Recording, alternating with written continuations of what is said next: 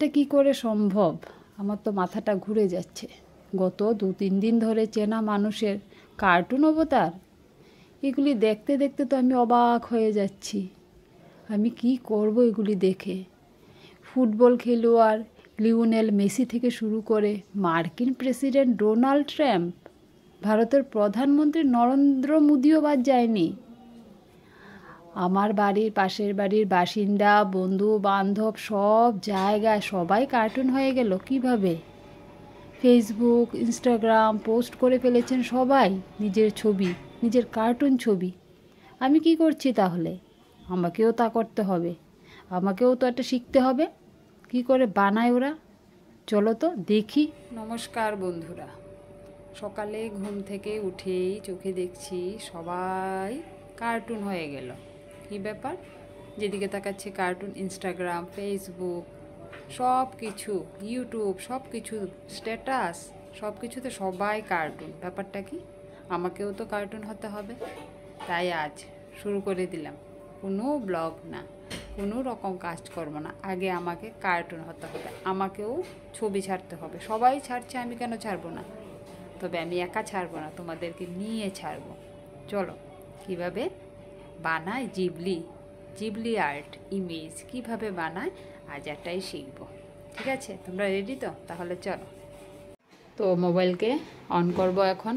On করেই আমি চলে যাব কোথায়? প্লে স্টোরে চলে যাব। তো প্লে স্টোর কোথায়? এই তো পেয়ে গেলাম। প্লে স্টোরে তুমি ক্লিক করবে। ক্লিক করার পর দেখবে তোমাকে নিয়ে আসছে আরেকটা পেজে। এখানে সার্চ বার অপশন আছে, এখানে তুমি ক্লিক করো। ক্লিক করলে আমরা টাইপ করে দেব, সার্চ বারে গিয়ে টাইপ করে দেব। তো এখানে আমরা কি লিখব? এখানে আমরা প্রথমেই লিখব গ্রোক, GROK।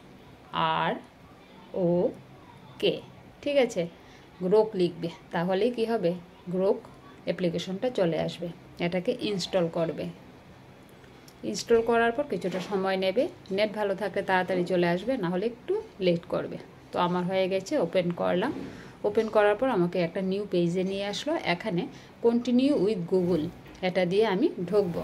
কারণ কেন? অন্যগুলি দিয়েও ঢুকতে পারো, তো আমি এটা দিয়ে ঢুকেছি, এটাই তোমাদেরকে দেখাচ্ছি।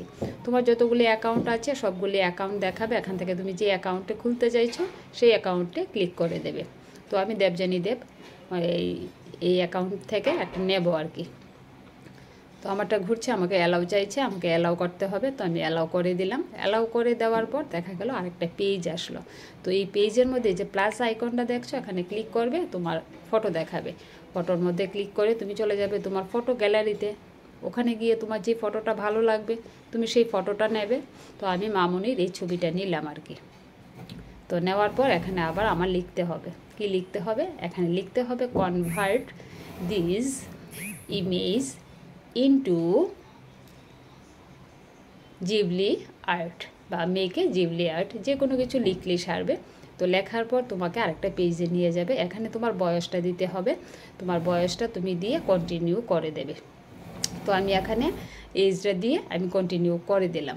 করে দেওয়ার পর দেখো আমার কাজ শুরু হয়ে গেছে। এই যে আমার কার্টুন তৈরি হয়ে যাচ্ছে। আমার জিবলি আর্ট একেবারে তৈরি। দেখেছো কীভাবে?